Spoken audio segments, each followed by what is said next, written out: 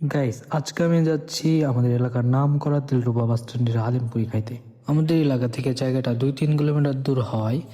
রিক্সা ডেকে প্রথমে রিক্সা নিয়ে নিলাম, তারপর যেই হালিমপুরিটা খাইতে যাচ্ছি এই হালিমটা আমি প্রায় 2017 সালে খেয়েছিলাম, 6 বছর আগে। আজকে খেয়ে দেখবো টেস্টটা কি আগের মতোই আছে নাকি চেঞ্জ হয়েছে। চলেন যাওয়া যাক।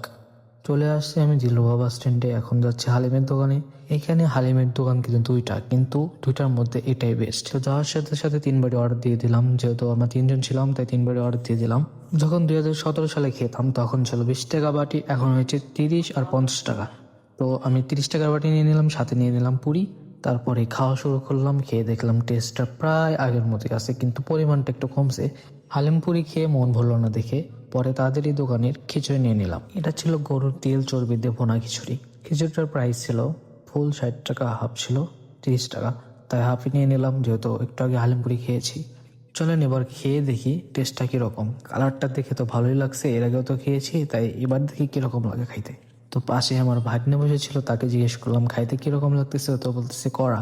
তো আমার পাশে আমার ছোটো ভাই ছিল, ওকে বললাম খাইতে কীরকম হয়েছে, ও বললো 100 100। আমার কাছে মোটামুটি ভালো লেগেছে, চাইলে আপনারাও ট্রাই করতে পারেন।